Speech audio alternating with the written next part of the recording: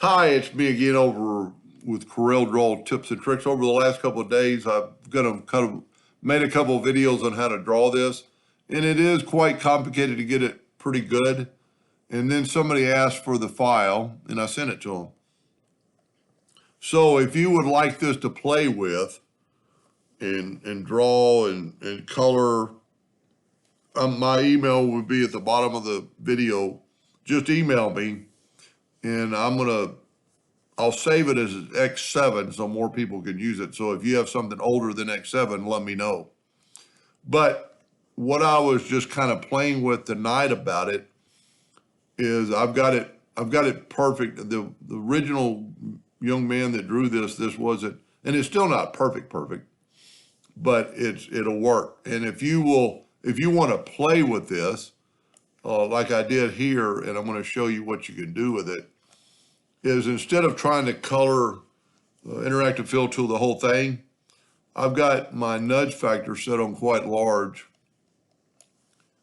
This thing is almost 12 inches. I'll set my nudge factor at 12. I'm going to just take the smart fill tool and I'm going to fill in. I'm going to use a light blue because the fact that you can kind of see it and you can see some lines. So I'm going to fill that in. I'm going to nudge. So I'm going to fill in all the half.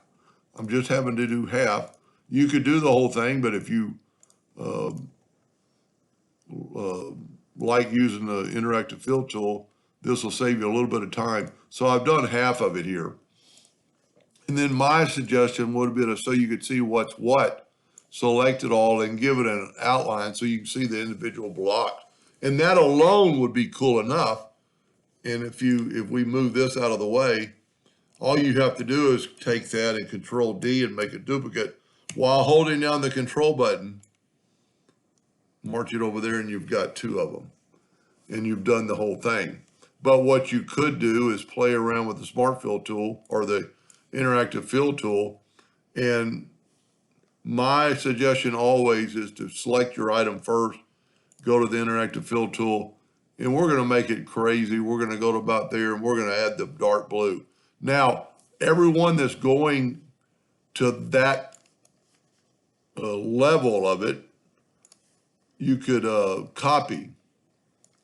So if you want them, all the ones that are going this direction to copy it, you can always go to your attribute eyedropper, take a sample, and then fill in all the ones that are going that kind of direction, up and down. That's probably all of them. And then you would click off and do these, grab that one. And I'm not saying this is going to look good. I'm just going to say this is a way, if you were going to do some shadow work and, you don't want too much. But since it's already going that direction, get your eyedropper or attribute eyedropper,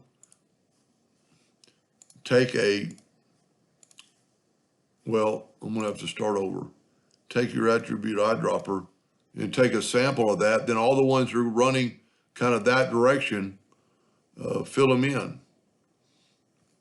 I think I've got them all, and then one more going up and down.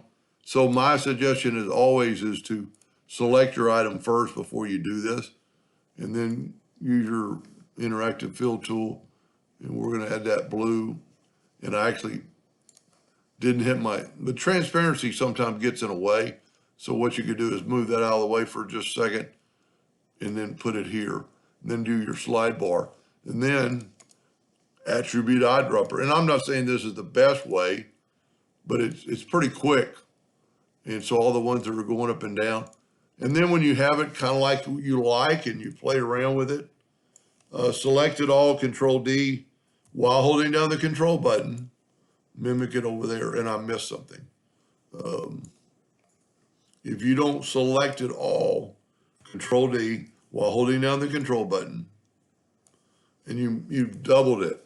Now I just kind of realized it's maybe an optical illusion. I'm still not perfect, because if we bring in some indexing lines, you can see that one is not kosher.